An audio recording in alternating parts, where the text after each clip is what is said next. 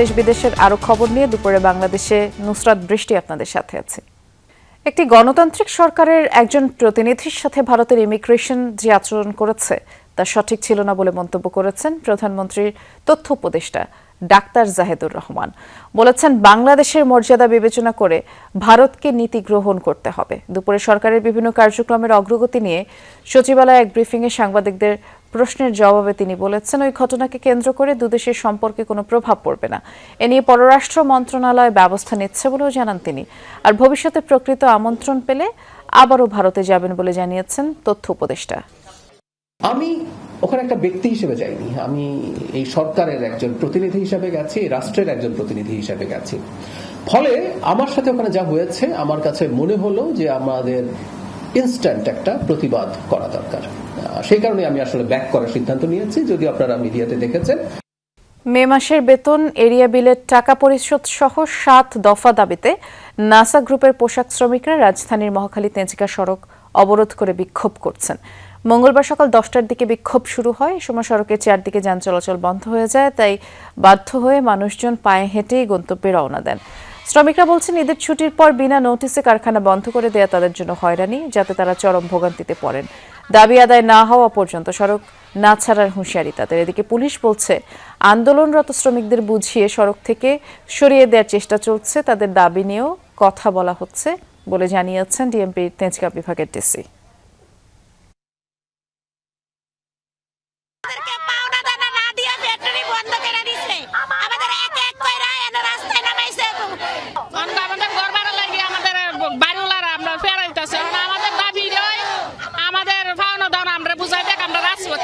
মাতৃকালীন ছুটির টাকা দেয়নি, তারপরে ফ্যাক্টরি বন্ধ করছে নোটিশ না দিয়ে।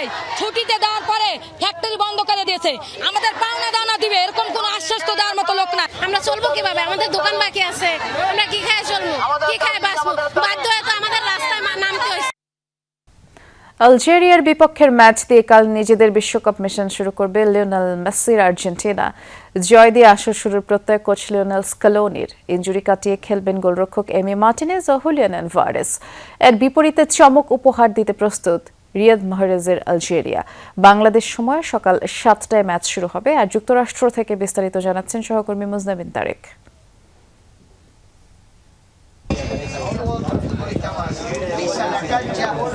বিশ্বকাপ মিশন শুরুর আগে স্বস্তির হাসি কোচ লিওনেল স্কালোনির মুখে। শঙ্কার মেঘ কেটেছে, চোট কাটিয়ে আলজেরিয়ার বিপক্ষে খেলছেন গোলরক্ষক এমি মার্টিনেজ। সংবাদ সম্মেলনে হাসি মুখে সেই তথ্য নিশ্চিত করেছেন স্কালোনি নিজেই। এমিলিয়ানো মার্টিনেজ ভালো আছে, তাকে নিয়ে ইনজুরির যে শঙ্কা ছিল তা কেটে গেছে। তাকে পাওয়া যাবে এবং প্রথম ম্যাচে খেলতে সে প্রস্তুত। আলজেরিয়ার বিপক্ষে দিবু তার সেরাটা দিতে মুখিয়ে আছে। সুখবর আছে আক্রমণ ভাগে। নাম্বার 9 পজিশনে শতভাগ ফিট হুলিয়ান আলভারেজ। আক্রমণ ভাগে লিওনেল মেসির সঙ্গী হতে এই অ্যাটলেটিকো মাদ্রিদ তারকাকে লড়তে হবে লাউতারো মার্টিনেজের সঙ্গে। তবে রক্ষণে অভিজ্ঞ তাগলিয়াফিকোর সার্ভিস মিস করবে আলভিস সেলেস্তারা। আলজেরিয়াকে হারাতে 2 ধরনের কৌশল ঠিক করে রেখেছেন স্কালোনি। 4-3-3 অথবা 3-5-2 ফরমেশনে ম্যাচ শুরু করবে আলভিস সেলেস্তারা। এলেমটেনের শেষ বিশ্বকাপের শুরুটা ভালো করতে সব বিকল্পই হাতে রেখেছেন এই আর্জেন্টাইন মাস্টারমাইন্ড। আসলে আলজেরিয়া মরক্কোর মতোই এক প্রতিপক্ষ। তারা বেশ একই রকম খেলে। তাদের দলে দুর্দান্ত কিছু খেলোয়াড় আছে এবং তাদের একজন দারুণ কোচ আছেন যাকে আমিও চিনি এবং যিনি তার দলকে খুব ভালো খেলান। আর ব্রাজিল বনাম মরক্কোর ম্যাচটি দেখলে বোঝা যায় কেন আপনার আত্মতুষ্টিতে ভোগার কোনো সুযোগ নেই। স্পেনের ক্ষেত্রেও আমরা দেখেছি যে কোনো প্রতিপক্ষই সহজ নয়। 12 বছর পর বিশ্বকাপে ফেরা আলজেরিয়ার র্যাঙ্কিং 27 নম্বরে। ডিফেন্ডিং চ্যাম্পিয়নদের বিপক্ষে লড়াইয়ে দলটির বড় ভরসা নিঃসন্দেহে রিয়াদ মাহরেজ। জমাট রক্ষণের সঙ্গে কাউন্টার অ্যাটাকে আর্জেন্টিনাকে রুখে দেওয়ার পরিকল্পনা আফ্রিকার প্রতিনিধিদের। বিশেষ করে গোলরক্ষক পজিশনে সবার দৃষ্টি থাকবে জিদান পুত্র লুকা জিদানে। বিশ্বকাপের আগে নেদারল্যান্ডসকে হারানো ও উরুগুয়ের সঙ্গে ড্রয়ের আত্মবিশ্বাস সঙ্গী team আলজেরিয়ার। vedendo primo giorno, prima প্রথম serata ম্যাচটি quando siamo সবার জন্যই arrivati, কিছুটা অজানা বা রহস্যময়। এ কারণে আমাদের নিজেদের উপর মনোনিবেশ করা, নিজেদের উজাড় করে দেওয়ার চেষ্টা করা এবং কাঙ্ক্ষিত ফলাফল বয়ে আনা অত্যন্ত গুরুত্বপূর্ণ, কারণ প্রথম ম্যাচের ফলাফল সবসময় আপনাকে পরবর্তী ম্যাচগুলোর দিকে আরো বেশি আত্মবিশ্বাস ও ইতিবাচক মনোভাব নিয়ে এগিয়ে যেতে সাহায্য করে। abbiamo visto tanti americani এর আগে একবারই মুখোমুখি হয়েছিল দুদল। 2007 সালের সেই ম্যাচে 4-3 গোলে জিতেছিল আর্জেন্টিনা। যুক্তরাষ্ট্রের এই কানসাস সিটি স্টেডিয়ামে নিজেদের বিশ্বকাপ মিশন শুরু করবে আর্জেন্টিনা। চিরপ্রতিদ্বন্দ্বী ব্রাজিল নিজেদের প্রথম ম্যাচে মরক্কোর কাছে হোঁচট খেয়েছে, তাই বাড়তি সতর্কতা আলবিসেলেস্তা শিবিরে। পূর্ণ শক্তিমত্তা এবং সেরা কৌশল নিয়েই মাঠে নামবেন কোচ স্কালোনি। বিপরীতে 12 বছর পর বিশ্বকাপ খেলতে আসা আলজেরিয়া অপেক্ষায় আছে একটি অঘটন জন্ম দেয়ার। Mujra bin Tarek, Jamuna sports, Kansas City stadium, Kansas, যুক্তরাষ্ট্র। আর্জেন্টিনা সমর্থকরা শোভাযাত্রা বের করেছে সিলেটে। আমাদের সহকর্মী নাবিল হোসেন এই শোভাযাত্রার সাথে আছেন, দেখতে পাচ্ছি আমরা সবাই জার্সি গায়ে শোভাযাত্রা বা মিছিল নিয়ে বেরিয়েছে। নাবিল, একটু জানাবেন, যেহেতু কাল খেলা, আগামীকালের এই ম্যাচ নিয়ে সমর্থকরা কি বলছেন? তারা তো উত্তেজিত বেশ। আগামীকাল সকাল 7টায় আর্জেন্টিনার ফুটবল দল তারা আসলে টানা দ্বিতীয়বারের যে শিরোপার যে লড়াই, সেই লড়াই তাদের শুরু হচ্ছে এবং তার আগে বাংলাদেশের যারা ফ্রেন্ডরা আছেন তারা আসলে উচ্ছ্বাসিত, তারা উল্লাসিত এবং তারা তাদের যে টিম, সেই টিমকে মনে করছেন যে এবার আবারও টানা দ্বিতীয়বারের শিরোপার দাবিদার এবং সেজন্যই তারা যেটি বলছেন যে তারা খেলা শুরুর আগে, অর্থাৎ তাদের টুর্নামেন্ট শুরুর আগেই তারা আসলে আনন্দ উচ্ছ্বাসে ফেটে পড়ছেন এবং তারা বিশ্বাস করছেন এবার দ্বিতীয়বারের মতো আর্জেন্টিনা কাপ নেবে। আমরা এই মুহূর্তে আছি সিলেটের শাহজালাল বিজ্ঞান ও প্রযুক্তি বিশ্ববিদ্যালয় এবং সেই বিশ্ববিদ্যালয়ে যারা আর্জেন্টাইন সাপোর্টার্সরা আছেন, শিক্ষার্থীরা আছেন, তারা বিভিন্ন হলে হলে যাচ্ছেন এই শোভাযাত্রা নিয়ে এবং তাদের এই শোভাযাত্রায় শিক্ষকরা, কর্মচারীরা, কর্মকর্তারাও আসলে অংশ নিয়েছেন, অর্থাৎ আর্জেন্টিনার যারা সমর্থক প্রত্যেকেই কিন্তু এখানে অংশ নিয়েছেন এবং তারা আমরা দেখছি হলে হলে যাচ্ছেন এবং সেখানে যারা ব্রাজিল সমর্থকরা আছেন তাদের উদ্দেশ্যে তারা নানা স্লোগান দিচ্ছেন, বিশেষ করে 7 আপ সহ যে স্লোগানগুলো আসলে এই ফুটবল ওয়ার্ল্ড কাপের ক্ষেত্রে আমরা দেখে থাকি, সেই স্লোগানগুলি দিয়ে যাচ্ছেন এবং তারা যেটি আশা প্রকাশ করছেন এবার বিশ্বকাপ দ্বিতীয়বারের মতো তারা নিবে। আমরা একটু কথা বলবো সেই সব সাপোর্টার্সের সাথে যে এইবার কি মনে হচ্ছে, এইবারের বিশ্বকাপ কি মনে হচ্ছে? আমরা সাবি বিজ্ঞান প্রযুক্তি বিশ্ববিদ্যালয়, এবারে বিশ্বকাপে কি মনে হচ্ছে, আর্জেন্টিনার ফলাফল কেমন? আমাদের আর্জেন্টিনা চ্যাম্পিয়ন হবে ইনশাআল্লাহ। আমরা শিক্ষককেও দেখতে পাচ্ছি, আপনিও এখানে অংশ নিয়েছেন, কি মনে হচ্ছে এবারে ফলাফল কেমন হবে? আর্জেন্টিনা চ্যাম্পিয়ন হবে। প্রথম ম্যাচের ফলাফল স্কোর লাইন কেমন মনে হচ্ছে আলজেরিয়ার সাথে? আলজেরিয়ার সাথে তো মানে জিতবে, আর্জেন্টিনার সাথে ড্র না, ব্রাজিলের মতো ড্র না, জিতবে। যেটি আসলে শুনছিলেন, তারা বলছেন যে ব্রাজিল প্রথম ম্যাচে ড্র করেছে, আর্জেন্টিনার ফলাফল সেটি হবে না, আর্জেন্টিনা নিশ্চয়ই জিতবে এমন প্রত্যাশাই তাদের রয়েছে এবং আমরা তাদের হাতে ভুবুজেলা দেখছি, আর্জেন্টিনার নীল সাদা যে ফ্ল্যাগ, সেই ফ্ল্যাগ দেখছি, প্রত্যেকের গায়ে জার্সি রয়েছে, মাথায় আর্জেন্টিনার ব্যান্ড রয়েছে এবং তাদের যে উল্লাস, উদ্দীপনা, উচ্ছ্বাস সেটি আসলে চোখে পড়ার মতো এবং তারা বারবারই একটি কথাই বলছেন, টানা দ্বিতীয়বারের মতো এবং মেসির সর্বশেষ বিশ্বকাপ। সেটি তো শুনছিলাম, পাশাপাশি বারবার ব্রাজিলের কথাও বলছেন, যদিও খেলা কাল আলজেরিয়ার বিপক্ষে। ধন্যবাদ, আপনি জানাচ্ছিলেন বিস্তারিত নাবিল। বিশ্বকাপে কঠোর গোপনীয়তায় অনুশীলন করছে টিম আর্জেন্টিনা। কানসাস সিটিতে দলটির অনুশীলন গ্রাউন্ডে গণমাধ্যম কর্মীদের নির্দিষ্ট বাসে যেতে হয় এবং সাধারণ সমর্থকদের ওই অনুশীলন ভেন্যুতে যাওয়ার কোনো সুযোগও নেই। যুক্তরাষ্ট্রের কানসাস সিটি থেকে আরো জানাচ্ছেন সহকর্মী মুজরা বিন তারেক। এবারের বিশ্বকাপে আর্জেন্টিনার অনুশীলন নিয়ে বেশ কঠোর নিরাপত্তা, যেটি অন্য দলগুলোর ক্ষেত্রে আমরা খুব কম দেখেছি। দর্শক, আমরা আর্জেন্টিনার যে অনুশীলন ভেন্যু সেখানে এসেছি, আমার এখান থেকে বেশ খানিকটা দূরে। যদি কেউ কোনো গণমাধ্যম কর্মী যারা অনুশীলন কাভার করতে এসছেন, তারা কিন্তু উবার বা কার যোগে তারা এইখানে আসবেন। এখান থেকে আমার পেছনে দেখতে পাচ্ছি যে হলুদ বাস, সেই বাসে করে শুধুমাত্র গণমাধ্যম কর্মীরা তারা কিন্তু আর্জেন্টিনার অনুশীলন ভেন্যুতে যাওয়ার সুযোগ পাচ্ছেন। সেখানে কোনো দর্শক বা সমর্থক যাওয়ার একদমই সুযোগ নেই। একদম বিশ্বকাপের শুরুর আগ থেকে এই কানসাস সিটির যে আর্জেন্টিনার বিশ্বকাপের বেস ক্যাম্প, সেখানে কিন্তু এই কঠোর যে নিরাপত্তা সেটি কিন্তু আমরা দেখে আসছি এবং এখানে বেশ কয়েকটা ধাপে যেতে হচ্ছে আর্জেন্টিনার অনুশীলনে। চাইলেই কেউ সরাসরি আর্জেন্টিনার অনুশীলন মাঠে উপস্থিত হতে পারছে না। শুরুতে আসতে হবে, এসে এই স্পটে এসে এই বাসে করে তারপর এই বাস কিন্তু শুধুমাত্র নিয়ে যাবে আর্জেন্টিনার অনুশীলন ভেন্যুতে, যেটি একেবারেই ব্যতিক্রম। বোঝা যাচ্ছে যে সিকিউরিটি বা নিরাপত্তা ইস্যু নিয়ে খুবই সতর্ক অবস্থানে আর্জেন্টিনা, কারণ এই কানসাস সিটিতে ইংল্যান্ডেরও বেস ক্যাম্প, সেখানে কিন্তু পাশেই গোলাগুলির ঘটনা ঘটেছে সব মিলিয়ে। এবং শুধুমাত্র ম্যাচের আগের দিন অনুশীলন বাদে আর্জেন্টিনা কিন্তু ম্যাক্সিমাম সময়ই তারা কিন্তু ক্লোজ ডোর অনুশীলন করে আসছে এই কানসাস সিটি তাদের যে অনুশীলন ভেন্যুতে। আর্জেন্টিনার অনুশীলনের সবশেষ খবর জানাতে আমরা এসেছিলাম কানসাস সিটির এই স্পোর্টস সিটি মাঠে। দর্শক, বিদায় নিচ্ছি। Mujrabin Tarek, Jamuna sports, Kansas City, যুক্তরাষ্ট্র। বিশ্বকাপে ব্রাজিল শিবিরে বড় ধাক্কা। চোটের কারণে গ্রুপ পর্বের সব ম্যাচ মিস করতে যাচ্ছেন সেলেসাও তারকা ফুটবলার নেইমার। ESPN এর তথ্য অনুযায়ী পায়ের পেশির চোট থেকে এখনো পুরোপুরি সেরে না ওঠায় অনুশীলন শুরু করতেই পারেনি এই তারকা ফুটবলার। তাই গ্রুপ পর্বের পরের 2 ম্যাচ অর্থাৎ হাইতি ও স্কটল্যান্ডের বিপক্ষেও নেইমারকে পাচ্ছে না সেলেসাওরা। তবে সাম্প্রতিক মেডিকেল পরীক্ষার ফল এখনো প্রকাশ করেনি ব্রাজিল ফুটবল কনফেডারেশন।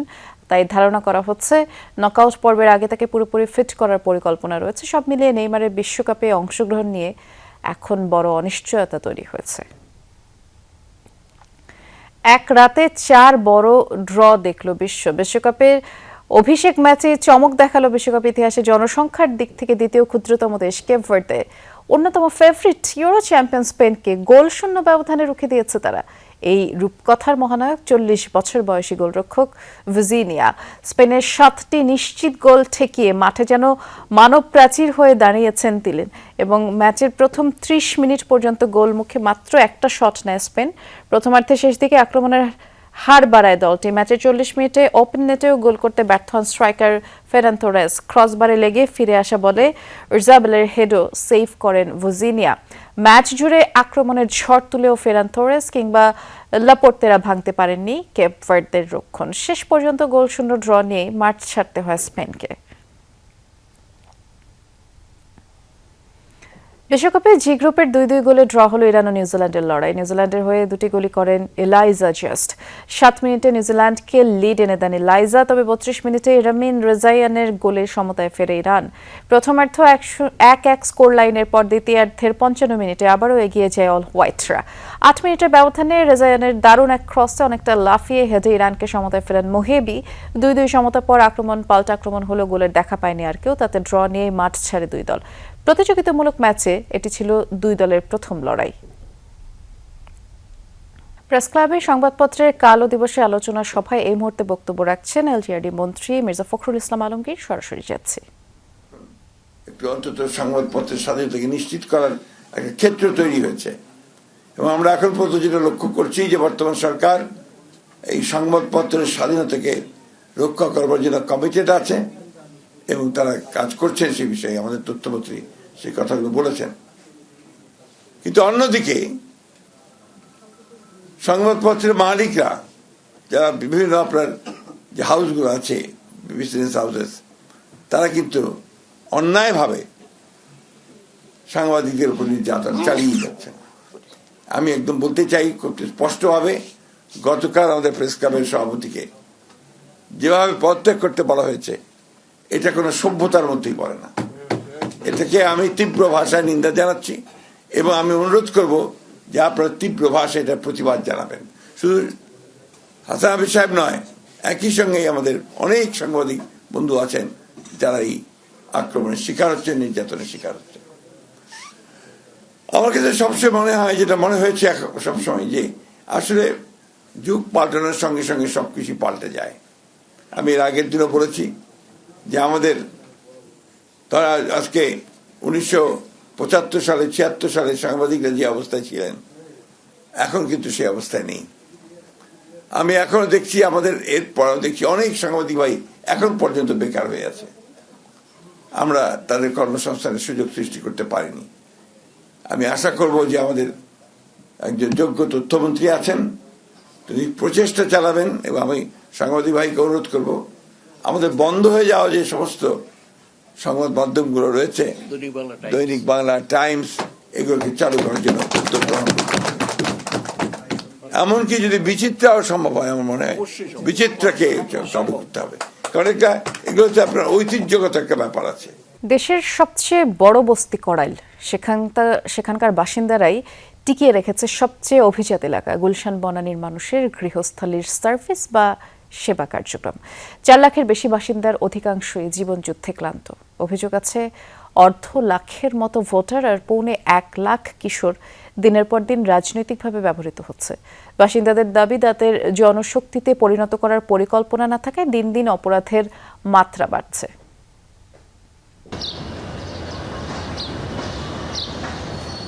অভিজাত এলাকা গুলশান থেকে করাইল বস্তিকে এমনই দেখায়, ফুলের আভার ওপারে যেন বিবর্ণ একখণ্ড জীবন।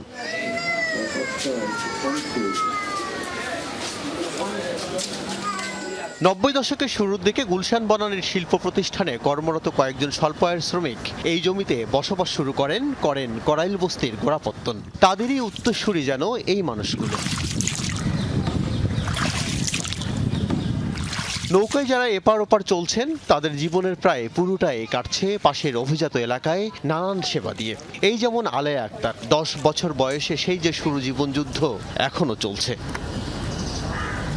করার তো আর কিছু নাই, গরিবের সংসার বুঝেন না, যে কষ্ট মষ্ট তো সংসারই চালাইন না বুঝি ফুলাহান লইয়া।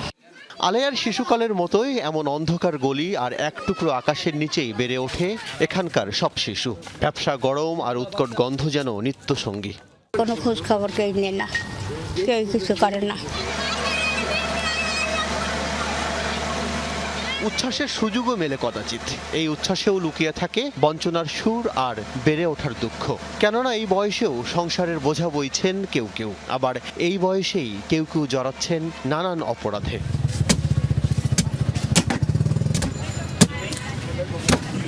এমন শিশু আর কৈশোরকাল নিয়েই করাইল বস্তিতে বেড়ে উঠেছেন ষাটোর্ধ্ব আব্দুর রশিদ। তিনি বলছেন দিন দিন আরো কঠিন হচ্ছে করাইল বস্তির জীবন। এখন ধরেন মুরব্বী নাই, কোনো কিছু নাই, যে যেমনি পারছে হে এমনি করতে আসে, যে যেমনি পারছে হে ফাফর মারতে আসে। স্থানীয়রা বলছেন মাদক আর দখলবাজিতে বিপুল অঙ্কের অর্থের হাতছানি এই ভূখণ্ডে। জমি দখল ও বর্জ্য দিয়ে জলাশয় ভরাট করে গুলশান লেকও চলে যাচ্ছে বস্তির গর্ভে। এই করাইল বস্তির কোনো ধরনের রিডেভেলপমেন্ট যেটা করার সুযোগ আছে সেটা হচ্ছে না। কারণটা কি, এখানে একটা প্রভাবশালী মহল আছে যারা এই জমিগুলোর ওনারশিপ নিচ্ছে এবং তার পেছনে একটা রাজনৈতিক চক্র আছে। এবং কোনো সরকারি এসে কিন্তু এই যে কারা এই করাইল বস্তির নিয়ন্ত্রণ নিয়ে বসে আছে, সেই শক্তিশালী চক্রগুলো কারা, এই টাকাটা কি শুধুমাত্র দরিদ্র বস্তিবাসীর মধ্যে আবর্তিত হয় নাকি উপরের দিকে যারা বিত্তশালী এবং রাজনৈতিকভাবে প্রভাবশালী তাদের মধ্যে আবর্তিত হয়? এটা নিয়ে কিন্তু কোনো সরকারই কিন্তু কখনো কোনো আওয়াজ তোলে না। এসব অপরাধ নিয়ে অনেককে সোচ্চার হতেও দেখা যায়, কিন্তু ভয়েই মুখ খোলেন না অধিকাংশই। তারাই মূলত এলাকাটা আমাকে ওই যে বস্তিটা নিয়ন্ত্রণ করে এবং করাপশনের যে ব্যাপারগুলো, দুর্নীতি, তো তারাই এগুলোর সাথে জড়িত, বুঝতে পারছেন। করাইল বস্তির অপরাধ জগৎ ছেড়ে স্বাভাবিক জীবনের পথ বেছে নেয়ার দাবিও করেন কেউ কেউ। আমার জীবন আমি নেশা করেছি এক সময়, এই এলাকা ছেড়ে গেছি, এই এলাকার থেকে আবার সুস্থ এই এলাকায় এসেছি। সম্প্রতি করাইল বস্তি নিয়ে সরকারের বৃহৎ পরিকল্পনার কথা শোনা গেলেও এখনও তা বড় পরিসরে বাস্তবায়ন শুরু হয়নি। যখন এই ধরনের হাইরেজ অ্যাপার্টমেন্ট বিল্ডিংগুলো করা হয়, প্রকৃত অর্থে প্রকৃত বস্তিবাসীরা সেখানে যেতে পারে না। এটা ঢাকা শহরের বিভিন্ন বস্তিতে নিয়ে যে প্রকল্প হয়েছে, ভাষানটেক থেকে শুরু করে ইদানিংকালে যে মিরপুরে যে গল্পগুলো একই। আল আমিনা কহন, যমুনা নিউজ, ঢাকা। লাইসেন্স বাতিলের সিদ্ধান্ত চ্যালেঞ্জ করে আদ্দিন হাসপাতাল আপিল করলে তার রায় সরকারের পক্ষে আসবে, এমনটা মনে করেন স্বাস্থ্যমন্ত্রী সরদার মোহাম্মদ সাখাওয়াত হোসেন। তিনি বলেছেন, হাসপাতালে 6 শিশুর মৃত্যুর ঘটনাটি জনস্বার্থ সংশ্লিষ্ট বিষয়। হাইকোর্ট এ ঘটনাকে গুরুত্বের সাথেই বিবেচনা করবে। সকালে রাজধানীর স্কাটনে হলি ফ্যামিলি মেডিকেল কলেজে হাম চিকিৎসা ও ব্যবস্থাপনা বিষয়ক গাইডলাইনের মোড়ক উন্মোচন অনুষ্ঠানে স্বাস্থ্যমন্ত্রী বলেন, 2 ঘন্টা এসি বন্ধ থাকা এবং কক্ষে পর্যাপ্ত বাতাস চলাচলের ব্যবস্থা না থাকায় অক্সিজেনের অভাবে শিশুদের মৃত্যু হয়েছে। এ ঘটনায় হাসপাতাল লাইসেন্স বাতিলের সিদ্ধান্তকে সঠিক মনে করেন তিনি। বলেন, আদ্দিন কর্তৃপক্ষ কোনোভাবেই এর দায় এড়াতে পারে না। হলি ফ্যামিলি মেডিকেল কলেজের উন্নয়নে সরকার কাজ করবে, শিক্ষার্থী সংখ্যা বৃদ্ধি করা হবে, রোগীদের প্রতি আরও যত্নশীল ও মানবিক হতেও চিকিৎসকদের প্রতি আহ্বান জানান স্বাস্থ্যমন্ত্রী। একটা বেনিফিট পায় আসামিরা, তবে এই ক্ষেত্রে পাবেন আমার বিশ্বাস, কারণ আদালত জানে কি নির্মমভাবে, মানে 6টা শিশু কি নির্মম পরিস্থিতিতে তারা মারা গিয়েছে। ইট ওয়াজ এ ভেরি সেন্সিটিভ ইস্যু, আদালত জানে। আমার বিশ্বাস এই বেনিফিট আদালত ওনাদেরকে দিবেন না, কারণ একটা ফৌজদারি মামলা হয়েছে ওনাদের বিরুদ্ধে ডিসিস্টের পক্ষ থেকে। শিশু রামিসা ধর্ষণ ও হত্যা মামলার পেপার বুক প্রস্তুত। হাইকোর্টে আসামিদের জেল আপিল শুনানির জন্য গৃহীত হওয়ায় যে কোনো দিন শুরু হবে এই স্পর্শকাতর মামলার শুনানি। Attorney general barrister Ruhul Quddus Kajol এই তথ্য নিশ্চিত করেছেন। এদিকে হত্যা মামলার মৃত্যুদণ্ডপ্রাপ্ত 2 আসামি সোহেল রানা ও তার স্ত্রী স্বপ্না খাতুনের জন্য স্টেট ডিফেন্স নিয়োগ দেওয়ার নির্দেশ দিয়েছেন হাইকোর্ট। গত মাসে পল্লবীতে 2য় শ্রেণীর ছাত্রী রামিসাকে নৃশংসভাবে ধর্ষণ ও হত্যার ঘটনায় মাত্র 14 দিনের মাথায় বিচারিক আদালত 2জনকে মৃত্যুদণ্ড দেন। আর সেই ডেথ রেফারেন্স ও আসামিদের জেল আপিল শুনানির জন্য এবার অগ্রাধিকার ভিত্তিতে পেপার বুক প্রস্তুত করল হাইকোর্ট। এর আগে বিচারপতি বিষ্ণুদেব চক্রবর্তী, বিচারপতি KM রাশিদুল জামান রাজার নেতৃত্বাধীন স্পেশাল বেঞ্চে আবেদনটি গৃহীত হয়েছিল।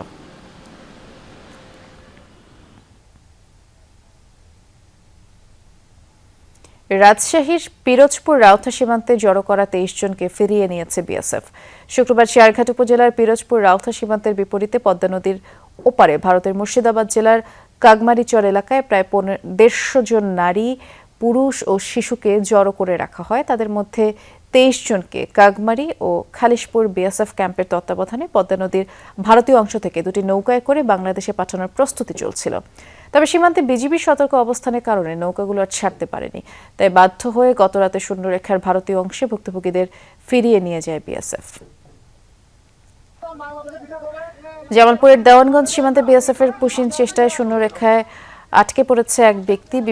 বিজিবি জানিয়েছে যে গতরাতে কাঁটাতারের গেট খুলে আন্তর্জাতিক সীমান্ত পিলার 1078-এর পাশে ঝাউডাঙ্গা এলাকা দিয়ে এক ব্যক্তিকে এপারে প্রবেশ করানোর চেষ্টা করে বিএসএফ।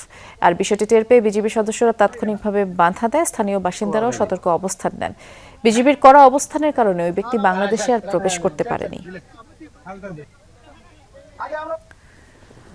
48 ঘন্টা পেরিয়ে গেলেও কুড়িগ্রামের রৌমারী সীমান্তে শূন্যরেখায় আটকা পড়া 9 নারী, পুরুষ, শিশুকে ফেরত নেয়নি বিএসএফ। এ বিষয়ে বিজিবির সাথে আনুষ্ঠানিক পতাকা বৈঠকে পুশিনের ঘটনা অস্বীকার করে তাদের ফেরত নিতে অস্বীকৃতি জানিয়েছে বিএসএফ।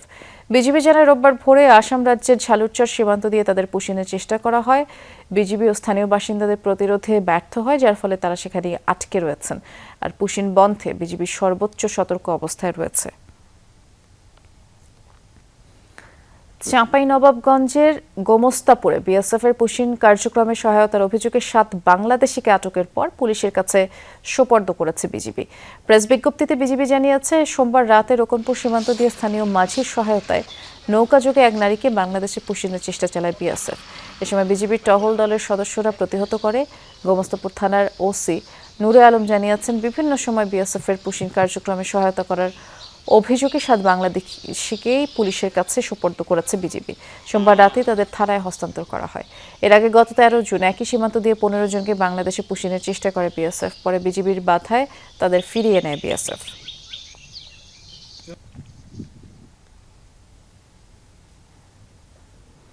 কাল মৌলভীবাজার সফরে যাচ্ছেন প্রধানমন্ত্রী তারেক রহমান। তার এই সফরকালে তিনি শ্রীমঙ্গল ও মৌলভীবাজার সদর উপজেলায় 3য় ধাপের ফ্যামিলি কার্ড বিতরণ কর্মসূচির উদ্বোধন করবেন।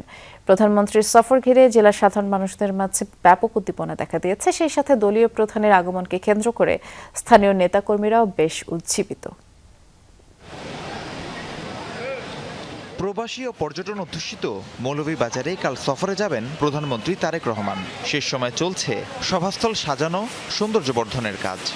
আর তো আইছেন না, এবার তো নতুন খতম। আমরা খুব আনন্দিত, খুব খুশি। আমরা এই জন্য আমরা সপ্তাহ সুন্দর বন্দর করলাম। কাজ করতেছি দ্রুত গতিতে, সময় খুব সীমিত। আমরা রাত্রেও করতেছি মাননীয় প্রধানমন্ত্রী আসার উপলক্ষে। 7-10 দিন ধরে কাজ আমরা চলে, আরো পার্টি চলে, আরো 8টা কিয়া, মানে 4-5 গ্রুপে আছে কাজ। প্রধানমন্ত্রীর সফর সফল করতে মাঠের কাজে সহায়তা করছেন বিএনপি ও অঙ্গ সংগঠনের নেতারা। তবে তারেক রহমানের নির্দেশে জেলার কোথাও রাখা হয়নি ব্যানার, ফেস্টুন ও তোরণ। জরাজীর্ণ রাস্তাঘাট প্রশস্ত হবে, আমরা আশা করি আমাদের মাননীয় প্রধানমন্ত্রী আমাদের এদিকে দৃষ্টি দিবেন। অত্যন্ত আনন্দিত, উৎফুল্লিত। প্রিয় নেতাকে বরণ করার জন্য আমরা প্রস্তুত। মাননীয় প্রধানমন্ত্রী জনাব তারেক রহমানের সফর সাথী হয়ে ব্যানগার্ডের মতো আমরা থাকবো ইনশাল্লাহ। সংশ্লিষ্টরা মনে করছেন জেলার উন্নয়ন কর্মকাণ্ডে নতুন মাত্রা যোগ করবে প্রধানমন্ত্রীর এই সফর। সুষ্ঠুভাবে সমাবেশ সম্পন্ন করতে সকল প্রস্তুতি প্রায় চূড়ান্ত বলে জানালেন ইউনো। প্রস্তুতি প্রায় শেষ দিকে। আমাদের মাঠ সজ্জা, প্যান্ডেল নির্মাণ করা, স্টেজ সজ্জার কাজ সম্পন্ন করা হয়েছে। আমাদের আইন শৃঙ্খলা বাহিনী তাদের নিরাপত্তা নিশ্চিত করার কাজে নিয়োজিত রয়েছে। বুধবারের সফর ঘিরে জেলা জুড়ে উৎসবমুখর পরিবেশ বিরাজ করছে। প্রধানমন্ত্রীর সফর ইতিবাচক বার্তা নিয়ে আসবে এমনটাই প্রত্যাশা দলীয় নেতাকর্মী ও জেলাবাসীর। রাহিম সারোয়ার, যমুনা নিউজ। নরসিংদীর রায়পুরে আধিপত্য বিস্তারকে কেন্দ্র করে দুই পক্ষের সংঘর্ষে গুলিবিদ্ধ সহ অন্তত 5 জন আহত হয়েছেন।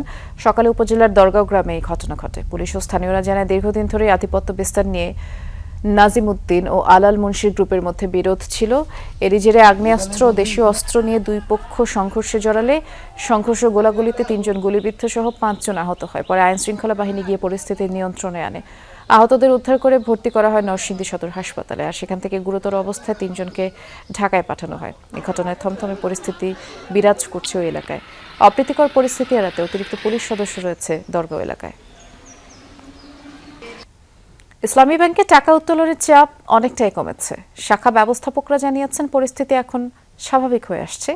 যেসব গ্রাহক এফডিআর ভাঙানোর আবেদন জানিয়েছিলেন তাদের অনেকেই এখন সিদ্ধান্ত থেকে সরে এসেছেন। রাজধানীর বেশ কয়েকটি শাখা ঘুরে দেখা গেছে যে গেল কয়েকদিনের তুলনায় আজ গ্রাহক উপস্থিতি স্বাভাবিক। ব্যাংকাররা বলছেন, গ্রাহকরা স্বাচ্ছন্দ্যে সেবা নিচ্ছেন। চেয়ারম্যান পরিবর্তনের পরে আতঙ্ক কিছুটা কমেছে। অনেকে নতুন করে টাকাও জমা দিচ্ছেন, আর যারা আতঙ্কিত হয়ে স্থায়ী আমানত ভেঙে নিয়েছিলেন তারা আগামী 7 দিনের মধ্যে পুনরায় জমা দিলে হিসাব চলমান ধরেই সব সুবিধা পাবেন। কর্তৃপক্ষের এমন ঘোষণায় আশ্বস্ত হয়েছেন অনেক গ্রাহক, তারা আবারও ফিরে আসছেন। গতকালকে বোর্ড ভেঙে দিয়েছে। গতকালকে আমাদের ট্রানজাকশন অলমোস্ট স্বাভাবিক ছিল। ইভেন কি অনেকেই আসছে যে আগের দিন যারা নোটিস করে গেছে আমাদেরকে যে ভাঙবে আয়সা, উইথড্র করবে ক্যাশ, তারা আয়সা আবার গতকালকে সেটাকে রিভাইভ করে গেছে, বলছে না আমরা ভাঙবো না, থাকো। মানুষের ভিতরে আস্থা অনেকটাই ফিরে এসেছে এবং আমরা আশা করি ইনশাআল্লাহ এটা হচ্ছে কেটে যাবে। ডিপোজিট আমাদের আসতেছে, তবে স্বাভাবিক আমাদের লেনদেন যেটা হচ্ছে মোটামুটি হচ্ছে, ডিপোজিট হচ্ছে। প্রধানমন্ত্রী বেজিং সফরের আগে আলোর মুখ দেখছে 1 দশক ধরে ঝুলে থাকা চীনা অর্থনৈতিক অঞ্চল প্রকল্প। চট্টগ্রামের আনোয়ারায় 783 একর জমির উপর এই জোন তৈরি হবে, যা খরচ হবে 4,189 কোটি টাকা। এর মধ্যে প্রায় 2,500 কোটি টাকা ঋণ দেবে চীন। এ সংক্রান্ত প্রকল্প পর্যালোচনা করা হচ্ছে জাতীয় অর্থনৈতিক পরিষদের নির্বাহী কমিটি একনেক সভায়। 5 বছরের মধ্যে এটি বাস্তবায়ন করবে বাংলাদেশ অর্থনৈতিক অঞ্চল কর্তৃপক্ষ বেজা। প্রধানমন্ত্রী তারেক রহমানের সভাপতিত্বে সচিবালয়ে একনেক সভা চলছে। পরিকল্পনা কমিশন জানায়, দেশে চীনা বিনিয়োগের পরিধি বাড়াতে এই উদ্যোগ, আর এটি বাস্তবায়ন হলে $50 কোটি বিনিয়োগ আসবে। কর্মসংস্থান হবে 1 লাখ মানুষের। প্রকল্পের আওতায় গ্যাস, বিদ্যুৎ সংযোগ, সড়ক ও সেতু সহ প্রয়োজনীয় অবকাঠামো তৈরি করা হবে। থাকবে 1200 মিটার দীর্ঘ জেটি, পানি সংরক্ষণাগার ও ট্রিটমেন্ট প্ল্যান্ট। প্রকল্পটির সমীক্ষা ও ডেভেলপার হিসেবে মনোনীত হয়েছে China road and bridge corporation CRBC। এর বাইরে পানি সম্পদ মন্ত্রণালয়ের 3টি প্রকল্প এজেন্ডায় রয়েছে। এর বাইরে 100টি উপজেলায় টেকনিক্যাল স্কুল ও কলেজ স্থাপনের সংশোধনী প্রস্তাব নিয়ে আলোচনা হচ্ছে একনেক সভায়। জনশক্তি রফতানিতে সমন্বয় নেই সরকারের মন্ত্রণালয়ের মধ্যে। সম্প্রতি রাশিয়া জনবল পাঠানো নিয়ে প্রবাসী কল্যাণ মন্ত্রী বলেছেন, যারা গেছেন তাদের ফেরত আনতে পদক্ষেপ নেবে সরকার। অন্যদিকে সাম্প্রতিক মস্কো সফরে দেশটিতে আগামী 1 বছরের মধ্যে 1 লাখ কর্মী পাঠাতে সরকারের আগ্রহের কথা রাশিয়াকে জানিয়ে এসেছেন পররাষ্ট্রমন্ত্রী খলিলুর রহমান। বিশ্লেষকদের মতে এমন সমন্বয়হীনতা বিরাট বিপর্যয় ডেকে আনবে, আর রাশিয়া জনবল নিয়ে যে যুদ্ধে পাঠাচ্ছে তা ভয়াবহ মানবিক অধিকার লঙ্ঘন। সহকর্মী আহমেদ রেজার প্রতিবেদনে বিস্তারিত দেখব। মে মাসের গোড়াতে রাশিয়া গিয়েছিলেন জামালপুরের মাদারগঞ্জের মফিজ। মাস পেরোতেই পরিবার জানতে পারে তার মৃত্যুর খবর। রাশিয়ায় ড্রোন হামলায় নিহত হয়েছেন মফিজ, এমন দাবি পরিবারের। তবে এখনও সরকারি কোনো পক্ষ থেকে মৃত্যুর বিষয়টি নিশ্চিত হওয়া যায়নি। দালাল চক্র তাকে বিক্রি করে দিচ্ছে রাশিয়ার সেনাবাহিনীতে, যুদ্ধের মাঠে দিচ্ছে। আমার ভাই অনেক কালবিল করছে, জাঙ্গে আঙ্গিরে বাঁচাও বাঁচাও, আমার ভাই 11 বাঁচার আমরা পাইলাম না। আজকে হঠাৎ করে তার মৃত্যুর সংবাদ আইছে যে সে জানি মারা গেছে। মফিজের মতো সম্প্রতি রাশিয়া যায় আরও 30 জন যুবক। তাদেরই একজন আরমানের দাবি নিহতের সংখ্যা আরও বেশি। মারা গেছে অনেক, আরিফ পাটোয়ারি, সাইদ মোল্লা, ওয়াসিম আকরাম, তারপরে হচ্ছে জামালপুরের মফিজ সোহেল ভাই, তারপরে হচ্ছে আপনার পবিত্রতা সাব্বির জামালপুরের। এর আগে গত কয়েক সপ্তাহ ধরে আর্তনাদ, আহাজারি আর স্বজন হারানোর শঙ্কা নিয়ে রাশিয়া যাওয়া 30 পরিবার প্রবাসী কল্যাণ ভবনের সামনে সরকারের সহযোগিতা চেয়েছিল। আমরা কতদিন আর ভাইকে ধরে থাকবো? এখানে 30টা পরিবার, 30 জন লোক আমরা ফেরত চাই, এটা আমাদের সরকারের আবেদন। অভিযোগগুলো আমলে নিয়ে কর্মীদের অবৈধভাবে রাশিয়ায় বিক্রি করে দেয়া 3 প্রতিষ্ঠানকে সিলগালা করে দেয় সরকার। 3টা রিক্রুটিং এজেন্সির লাইসেন্স আমরা প্রত্যাহার করেছি, তাদের জামানত আমরা বাজেয়াপ্ত করেছি, তাদের বিরুদ্ধে আমরা আইনানুগ সেই ব্যবস্থাও আমরা নিচ্ছি। সরেজমিনে নেমে জানা যায় জাবালি নূর ইন্টারন্যাশনাল লিমিটেড এজেন্সির মাধ্যমে 7 লাখ টাকা খরচ করে জেনারেল ওয়ার্কার পদে মাসিক 60,000 রুবল বেতনে কাজের কথা বলে নেওয়া হয় তাদের। রাশিয়ায় যাওয়ার পরে তাদেরকে জোর করে পাঠানো হয় যুদ্ধক্ষেত্রে। রাশিয়াতে তারা যে লোক পাঠাইতেছে, এই লোকগুলা কেন, কিভাবে, কি হচ্ছে, তারা কোথায় পাঠাচ্ছে, এটা সঠিক বিচার জানি আমরা পাই। নিবন্ধনে দেয়া ঠিকানায় জাবালি নূরের কার্যালয় খুঁজতে যায় যমুনা টেলিভিশন। পল্টনের নির্ধারিত ঠিকানায় কখনোই ছিল না এই এজেন্সি। ভুয়া ঠিকানা ব্যবহার করে মানব পাচার করত প্রতিষ্ঠানটি। এমনকি প্রতিষ্ঠানের মালিকও ম্যানেজ করেই চলতেন এই সেক্টরে। যে কোম্পানি মালিক সে আমাদের সাথে বিক্রি করছে, আমাদের কনস্ট্রাকশনের লোক নিয়েছে, ডোন ফ্যাক্টরিতে দিচ্ছে, প্রতিরক্ষা মন্ত্রণালয়ের আন্ডারে কাজ করতেছে। এখন তাদেরকে সেনাবাহিনী নিয়ে গেছে এরকম না। 6 পুরানা পল্টনের যে অ্যাড্রেসটা দিলেন, 6 পুরানা পল্টন, এই নাম শুনি নাই কখনো। বিষয়টি নিয়ে প্রতিমন্ত্রী জানান, রাশিয়ায় লোক পাঠানোর কার্যক্রম নিয়ে আলাদাভাবে ভাবছে সরকার। মন্ত্রণালয় থেকে আলাপ আলোচনা করে আমরা নির্দেশনা দিয়েছি যে রাশিয়ার ক্ষেত্রে যদি ভিসা আসে, ডিমান্ড লেটার আসে, সেক্ষেত্রে যেন আমাদের বিএমইটির মাধ্যমে যারা যায় সেটা যেন অধিকতর যাচাই বাছাই করে তাদের বিষয়ে ক্লিয়ারেন্স দেওয়া হয়। তাদের বিষয়ে আমরা দূতাবাসকে বলেছি যে খোঁজ খবর রাখা, যে তারা যেন কোনোভাবে কোনো এই যুদ্ধক্ষেত্রে ব্যবহৃত না হয়, সেক্ষেত্রে প্রয়োজন তাদের দেশে পাঠানোর ব্যবস্থা গ্রহণ করা। এর কিছুদিনের মধ্যেই পররাষ্ট্রমন্ত্রী দ্বিপাক্ষিক সফরের অংশ হিসেবে মস্কো সফরে যান, যেখানে রাশিয়ায় আগামী 1 বছরের মধ্যে 1 লাখ কর্মী পাঠানোর বিষয়ে আগ্রহের কথা জানান। বিষয়টি নিয়ে উদ্বিগ্ন অভিবাসন সংশ্লিষ্টরা বলছেন, সরকারের এমন দ্বৈত নীতির কারণে ভুক্তভোগী হবে বহু নিরীহ পরিবার। এছাড়া যুদ্ধে জনবল পাঠানোর অবৈধ পন্থার কারণে আন্তর্জাতিকভাবে সমালোচনা আর নিষেধাজ্ঞার কবলেও পড়তে পারে বাংলাদেশ। প্রায় অর্ধশত মানুষ এইভাবে প্রাণ হারিয়েছে। এর বাইরে আসলে কত মানুষ নিখোঁজ আছে আমাদের কাছে সেই সংখ্যা জানা নেই। যখন রাশিয়ায় কর্মী পাঠানো হচ্ছে, কি করে আমাদের বিএমইডি ছাড়পত্র দিচ্ছে? আমাদের মন্ত্রণালয় কি দেখছে না? আমাদের স্বরাষ্ট্র মন্ত্রণালয় কি খোঁজ নিচ্ছে না? আমাদের পররাষ্ট্র মন্ত্রণালয় কি করছে? এই পুরো ঘটনা যদি দেখেন, আমি বলবো যে ভীষণ উদ্বেগজনক। যে কোথাও যুদ্ধে চলবে, সেই যুদ্ধে বাংলাদেশিদেরকে মানব ঢাল হিসেবে ব্যবহার করাবে এবং একেবারে কোনো ধরনের প্রশিক্ষণ ছাড়া, এটা আত্মহত্যা বা আত্মঘাতী ছাড়া কিছু না। এর আগে মানব পাচারের অভিযোগে বাংলাদেশি প্রতিষ্ঠান dream home travels and tours লিমিটেডকে প্রথমবারের মতো নিষেধাজ্ঞা দিয়েছিল ব্রিটিশ সরকার। আহমেদ রেজা, যমুনা নিউজ, ঢাকা। শক্তিশালী ভূমিকম্পে কেঁপে উঠল ইন্দোনেশিয়ার সুলাওয়েসি দ্বীপ। মঙ্গলবার 6.7 মাত্রার ভূমিকম্প দ্বীপটিতে আঘাত এনেছে। সকালে বড় ধরনের কম্পন অনুভূত হয় সুলাওয়েসি প্রদেশের রাজধানী পালু শহর ও আশপাশে। উৎপত্তিস্থল শহরটি থেকে প্রায় 43 কিলোমিটার দূরে। মার্কিন ভূতাত্ত্বিক জরিপ সংস্থা জানিয়েছে, প্রায় 6 মাইল গভীরে ভূমিকম্পের উৎপত্তি হয়। এ পর্যন্ত বেশ কয়েকটি শক্তিশালী আফটারশকও অনুভূত হয়েছে।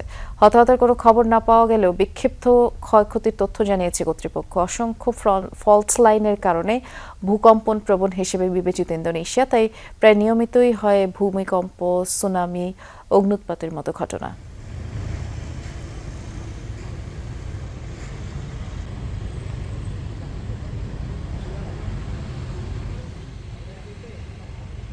স্বর্ণখচিত বিশুদ্ধ রেশমের নতুন গিলাফে জড়ালো পবিত্র কাবা শরীফ। মঙ্গলবার আরবি নববর্ষের সূচনা লগ্নেই পরিবর্তন করা হয় আল্লাহর ঘরের এই কিসওয়া। মোট 10 ধাপে দীর্ঘ সময় ধরে সম্পন্ন করা হয় প্রক্রিয়াটি। প্রতি বছরই নিয়ম মেনে পরিবর্তন হয়ে আসছে কাবা শরীফের গিলাফ। বছর 4 ধরে আরাফার দিনের পরিবর্তে হিজরি সনের প্রথম দিনেই কিসওয়া পাল্টানো হয়। রীতি মেনে আবারও নতুন রূপে সাজল আল্লাহর ঘর পবিত্র কাবা শরীফ। হিজরি নতুন বর্ষ 1448-এর সূচনা লগ্নেই পাল্টানো হয় কাবার গিলাফ। অংশ নেয় কারিগর ও প্রযুক্তিবিদদের বিশেষ একটি দল। এবার মোট 10 ধাপে পরিবর্তন করা হয় কিসওয়া নামে পরিচিত বিশেষ চাদর। প্রতি বছরই নিয়ম অনুযায়ী পাল্টানো হয় কাবার গিলাফ। আগে আরাফার দিন পরিবর্তনের রেওয়াজ থাকলেও বছর কয়েক ধরে তা পাল্টানো হচ্ছে মুহররম মাসের প্রথম দিনে। কিসওয়া মূলত বিশেষ ধরনের কালো কাপড়, যার উপর স্বর্ণাক্ষরে নকশা করা হয় কোরআনের আয়াত, আল্লাহর নাম ও গুণাবলী। ফুটিয়ে তোলা হয় বিভিন্ন নকশাও। এতে ব্যবহার করা হয় 825 কেজি রেশম, 60 কেজি বিশুদ্ধ রূপা ও 400 কেজি তুলা। সেলাইয়ে দরকার পড়ে 120 কেজি স্বর্ণমণ্ডিত রূপার সুতা। 42 ফুট উঁচু আর 141 ফুট প্রশস্ত কাবা শরীফ ঢাকতে গিলাফের পুরো নির্মাণ শৈলীতে অনুসরণ করা হয় 7টি ধাপ। 47টি কাপড়ের টুকরাকে সেলাই করা হয় বিশেষ মেশিনে, যা কাবার দেয়ালে ঝোলানোর পর জোড়া দেয়া হয়। একটি কিসওয়ার ওজন 1400 কেজির মতো হতে পারে। পরিবর্তনের পর পুরনো গিলাফের বিভিন্ন অংশ মুসলিম দেশসহ বিভিন্ন জাদুঘরে উপহার হিসেবে পাঠায় সৌদি কর্তৃপক্ষ। অনিক রহমান, যমুনা নিউজ। আর এই ছিল দুপুরে বাংলাদেশের প্রথম ঘন্টার আয়োজনে। এর পরের ঘন্টার আয়োজন নিয়ে ফিরবেন সহকর্মী মৌসুমী আহমেদ লোপা। দেখার আমন্ত্রণ রইল।